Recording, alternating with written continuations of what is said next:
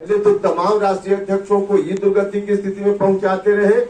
अब ऐसा राष्ट्रीय अध्यक्ष उस पार्टी को मिला है जो अब इनको दुर्गति की स्थिति में पहुंचाए बिना नहीं मानेगा। वह व्यक्ति लगता है कि एक तरह से उन्होंने संकल्प ले रखा है।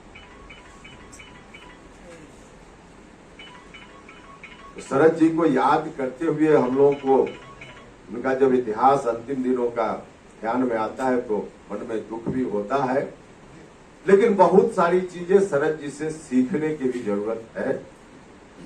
शरद जी ने सिद्धांत से कभी समझौता नहीं किया जीवन।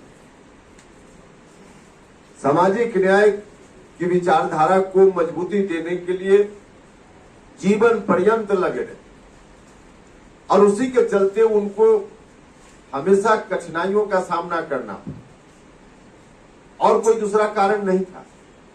जिस विचारधारा को लेकर शरद जी चल रहे थे उस विचारधारा को मजबूत करने के लिए कई बार उनको अलग अलग निर्णय लेना पड़ा अलग अलग समय पर, और उसके चलते उनको कठिनाइयां भी झेलनी पड़ी।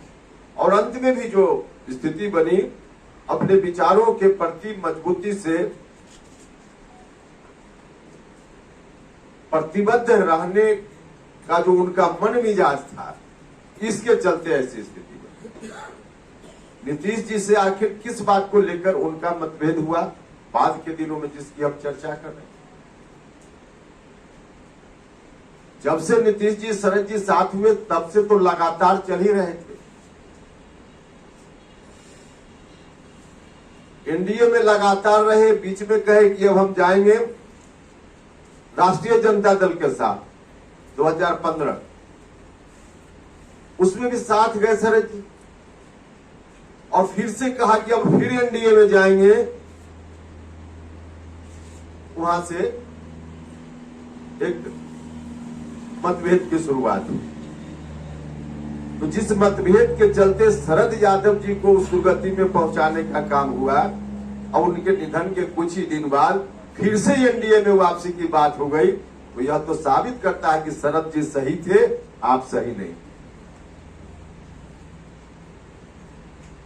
तो शरद जी अपने विचारों के प्रति प्रतिबद्ध होते थे, अपने विचारों से कभी समझौता नहीं करते थे। इसलिए उनको जीवन में बहुत कठिनाइयां आई। हम लोगों को सीखना चाहिए। जीवन में कठिनाई आए अलग बात है, एक व्यक्ति के जीवन में कठिनाई आना, लेकिन विचार, जिस विचार पर हम चलते हैं उसके प्रति प्रतिबद्धता हर स्थिति में हमको बनाकर रखना चाहिए। यह शरद जी से सीखने की जरूरत है। और आज समाज में जिस विचारधारा को लेकर शरद जी चलते थे उस विचारधारा को ताकत देने के लिए